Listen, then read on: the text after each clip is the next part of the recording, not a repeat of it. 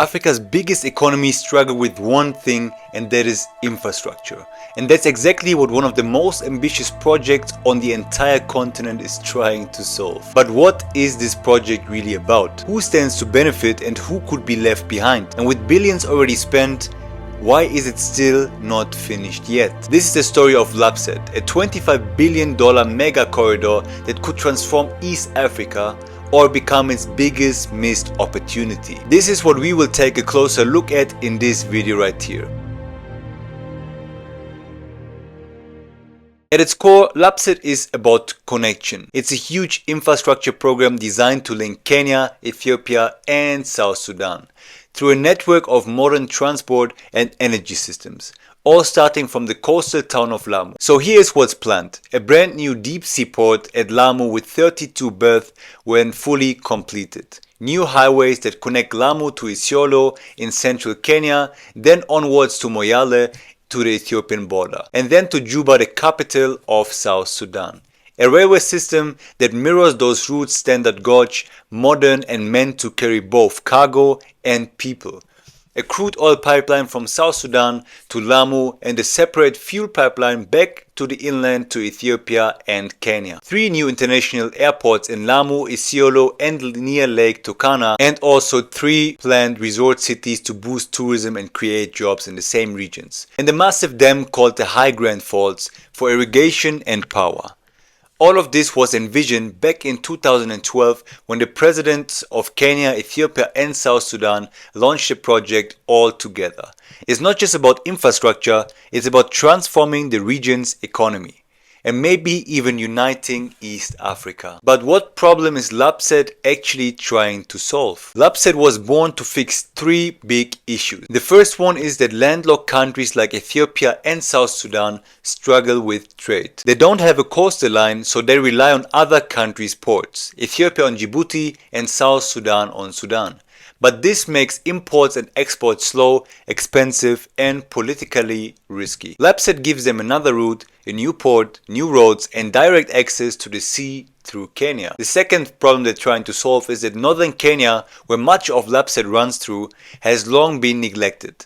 These regions have faced underinvestment, insecurity and poor infrastructure for decades. LAPSSET also aims to open up this northern frontier, bringing roads, electricity, jobs and new opportunities. And thirdly, Kenya wants to become East Africa's top logistics hub. Right now everything flows through Mombasa, but it's getting overcrowded, and Lamu Port with deeper waters and less congestion gives Kenya a second chance to compete in regional and international trade. So in theory, LAPSSET helps everyone. Kenya grows its economy, Ethiopia gets a second trade route, and South Sudan reduces its dependency on Sudan, and underdeveloped areas get connected. Now let's have a look at what has actually been realized already. And there we start with Lamu Port, the biggest achievement to date. 3 berths have been built. The first opened actually in May 2021, and ships have already docked, including container vessels and livestock exports. It's operational but still a little bit underused. Secondly, the Isiolo-Moyale highway, a modern 505-kilometer road connecting central Kenya to Ethiopia. Travel time has dropped and trade picked up between the 2 countries. Thirdly, in Isiolo, an international airport has been built already. It's built to serve central Kenya and future trade and tourism traffic. There have been also built some regional roads, upgrades and new sections between Lamu, Garissa and Isiolo that are still ongoing and improving access to remote areas. And actually I used the highway from Lamu to Garissa because I drove from Lamu all the way to Nairobi, so I passed the new road and I saw that they have made improvements, but still many parts of the road are currently under construction. So I see the development happening, and for me it was a much faster way to come back to Nairobi than to use the regular route. That's the Mombasa road at the moment, what takes a couple of hours more because it's very overused. Many trucks are there, so the roads are always congested and you have a bit higher risk of accidents as well. So that's the good news, but what are actually the bad news here? Most of the rest, especially the railway, pipelines, resort cities, refinery and the dam, they haven't been built yet. And the number one reason for the delays is money. LAPSSET is expected to cost between 23 and 25 billion US dollars. That's far beyond what Kenya or its partners can pay on their own. So where is the funding supposed to come from then? Originally, Kenya hoped for a mix. Government revenue, public-private partnerships, loans from development banks, foreign investment, and this especially from China. But here is where things get a little bit tricky. Kenya already borrowed billions from China to build the Standard Gauge Railway, the SGR that's currently in use. But the SGR hasn't made enough money to repay its loans, and the debt load has strained the country's budget. The SGR is even not able to cover its own costs. Therefore, you can see how difficult this can be, and that experience made investors and especially China a lot more conscious about their investments. Today, funders want proof that each part of LAPSSET will generate income before they commit more money. And until that happens, many components remain stuck on the drawing board. But now let's zoom in on China's role here. Chinese companies like China Communications Construction Company built the first phase of the Lamu Port. But here's what's an important detail, and China didn't finance it. Kenya paid for itself, for those birthed from its own budget and bonds. That's a huge shift. In the past, China often funded and built African infrastructure entirely, but after the SGR's debt problem, Chinese lenders are being more selective. Kenya has also approached the China Exim Bank for new loans to fund the LAPSSET railway and the pipeline. But so far, China has been very hesitant. And this even if Chinese media have started calling LAPSSET part of the Belt and Road Initiative, the global infrastructure networks. So while China sees strategic value in LAPSSET, it's not fully committed, and at least not until there's a clear business case for them that they know that they can make the returns. But there are also other global players like the African Development Bank, the World Bank, and the African Union that have backed individual sections like the Isiolo-Moyale Road, but not the full corridor yet.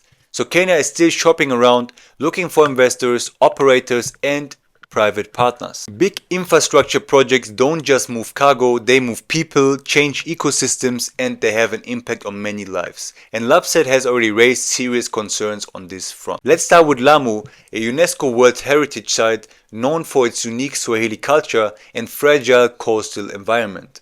To build Lamu Port, large areas of mangrove forests and coral reefs were degraded or destroyed. These ecosystems aren't just pretty, they are vital to local fishers, climate balance, and marine life. Since construction began, local fishermen have reported sharp declines in fish stocks, their income, and their way of life has been taken a serious hit. Several groups like Save Lamu filed lawsuits claiming they weren't properly consulted or compensated. Some communities were displaced without prior consent, violating both Kenyan law and international norms for indigenous rights. And it's not just on the coast. Inland communities like Turkana, Samburu, and Borana worry about losing grazing lands to roads, pipelines, and planned cities. Without proper planning, new infrastructure can cut off migration routes, deplete water access, and increase conflict over shrinking resources. Meanwhile, Kenya's National Environment Management Authority has been criticized for approving projects before full impact assessments were completed. So in short, the communities most affected often feel the least heard. If LAPSSET is going to work long term, these voices cannot be ignored. Another massive challenge here is the security. Several parts of the LAPSSET route pass through unstable regions, especially in Lamu, Garissa, and parts of northern Kenya. Since 2012, the Somalia-based militant group Al-Shabaab has carried out repeated attacks targeting workers, convoys, and even military bases near the corridor. What I was even reading was that between late 2022 and early 2023, more than half a dozen attacks halt construction projects along key routes. All of this creates major risks for construction firms and investors, who often demand hazard pay, military escorts, or just pull out entirely. To address this, Kenya created a special LAPSSET security unit and is working with regional allies to share intelligence, but the threat is far from being over. And remember, the whole project depends on the regional cooperation. If Ethiopia, South Sudan, or even Kenya wavers, the corridor loses its value. For example, South Sudan is still emerging from a civil war. If conflict flares up again, how do you build or operate a pipeline through an unstable territory? This means without peace and cooperation, LAPSSET can't deliver on its promises. Beyond the logistics and budgets, LAPSSET is also a geopolitical chess piece. Let's start here with Djibouti. Right now, about 90% of Ethiopia's imports and exports go through Djibouti's port, which also hosts Chinese and American military bases. If Ethiopia shifts even part of this traffic to Lamu, Djibouti stands to lose revenue and influence. Then there's Tanzania, and Tanzania is building its own major projects like the new Central Corridor, a new port at Bagamoyo, and an oil pipeline from Uganda to the Indian Ocean. It's essentially a race: will Kenya's LAPSSET or Tanzania's corridor become East Africa's dominant trade route? It's essentially a race: will Kenya's LAPSSET or Tanzania's corridor become East Africa's dominant trade route? The rivalry is real, and it pushes both countries to compete for international partners and cargo. And we can't ignore the global powers here. China is already involved. The US has a military base in Manda Bay near Lamu. European donors are backing sections of road and feasibility studies. So this means everyone is watching. And why is that? Because whoever controls the infrastructure can control trade and has more influence. So if LAPSSET succeeds, it gives Kenya major leverage, not just economically, but diplomatically. But if it fails or becomes entangled in debt or instability, that way the leverage can slip completely away. So while LAPSSET looks like concrete and steel, it's also strategy, diplomacy, and soft power all wrapped into one. So after all of this, the costs, the risks, the setbacks, is LAPSSET still worth it? And the answer, at least from my perspective, is yes, but only if done right. Here's what could happen to increase the project's successful likelihood. The first thing is phase it smartly. They should not try to build everything at once. Focus on the pieces that are most needed right now, like roads, efficient customs, and expanding Lamu's port use. Build railways and pipelines only when the demand is really confirmed. That's what's already happening with the port in Lamu. Only 3 out of the 32 berths have been built. That's a sensible test and grow approach, what I think is the right way to go forward with. Secondly, the right kind of funding should be secured here. Kenya shouldn't repeat its SGR mistakes and shouldn't borrow millions with high interest rates unless the repayment plan is very clear. And rather use public-private partnerships, attract grants for social components like roads, clinics, and bring development banks for long-term funding. Also, Ethiopia and South Sudan need to share the financial load. If Kenya pays for everything, resentment and unsustainability will definitely follow. Another thing that's very important here is respect the local people. Because community engagement can't be an afterthought in this kind of project, it must come first. This means prior and informed consent for indigenous lands, clear and fair compensation for displacement, local hiring quotas and job trainings, ongoing dialogue through the local communities. All these things are not charity, they are basic requirements for success for these projects. Lastly, protect the environment. The mangroves in Lamu, the rangelands in Turkana, the wildlife corridors in the inlands, these are not obstacles to be cleared, they are part of the region's future. Environmental protections must be built into design and not be dispatched later. And finally, keep regional cooperation strong.